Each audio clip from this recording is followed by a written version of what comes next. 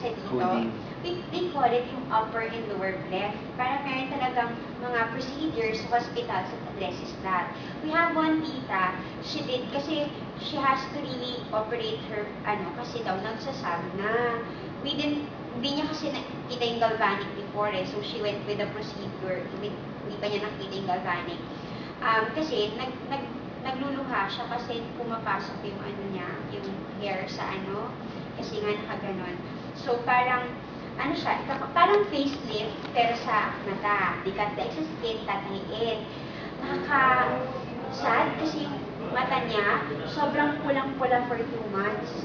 So she has to go through yung mga testing pa, mga blood, before she does the operation. Tapos yun nga, 2 months na mamagay yung mata niya. Pero okay lang daw, kasi part daw yun ng talaga ng session. So it costs her 20,000 per eye. So galvanic does that in 300 lang din siya. Then sclerotherapy, yung sa mga varicose veins, all of those things. So all of these things kayang gawin ng galvanic, and it's just, parang the unit, it's gonna cost you ng 21,500. Okay ba yun?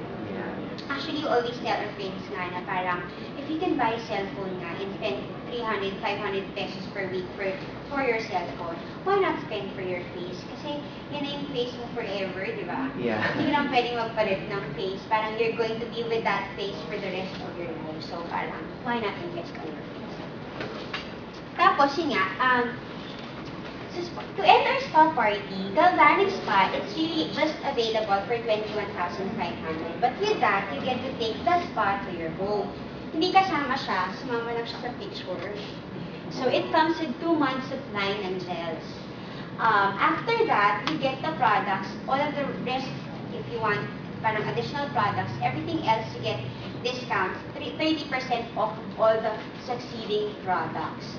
Tapos, since we're operating in 52 countries, you go to the States, you go to anywhere else, if you want to buy any products in any of those countries, you still get discounts. Parang ganun.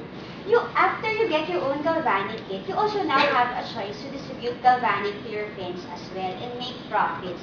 Ito nga, as I was saying din kanina, this is really just a special event. We do this lang once a week para sa mga partners namin who are based in Alabang. But really, what we do is we do this talaga as a negosyo. We supply galvanic spa. We do this lang talaga. We do parang importation, yung ganun. We're operating in 52 countries and we make so much money out of this. Kasi para kang nagsusupply ng Apple products in a country where there's no Apple products yet. Kasi galvanic spa, they can't get this sa mall. Kasi if you saw the video kanina, it has 16 patents, it has all those things. The company felt that it might not be wise to put it sa mall kasi hindi siya ma-explain ng sales lady. Kasi it might not be wise also to just pay people to advertise the products. Kasi you notice how, imagine Lucy Torres, do you think bumuti siya because of black and white? Diba? Sobrang maputi na siya before Most advertisement kasi, they're just really paid advertisement. The people talaga are using they're not really, most of them are not really using the products. Diba? I remember nga, there was one advertisement ni Sharon Caneta before, yung Have It All. Do you remember yung supplement? Because right now, it's gone, di ba? Wala nang Have It All. So the company felt na, alam mo, why not let people use this product and make them experiences, let them share the products with their friends. So the company, parang us talaga, we're the only distributor of the galvanic spa. So there you have it. Also,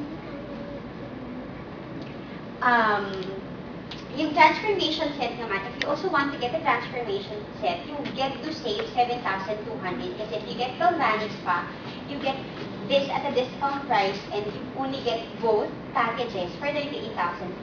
Again, you get to take the spa to your home, you get discounts of all your succeeding purchases. Tapos yun nga, you have a choice na, so once you get your own unit, you have a choice na if you want to do this as a negosyo, you want to make profits in from the galvanic, from the technology, or if you want to, yun nga, parang, the opportunity. So, basically, that's it. Did you enjoy the spa party? Na-enjoy naman. So, at this point po, you can now go back to the person who invited you. Just ask them about how you can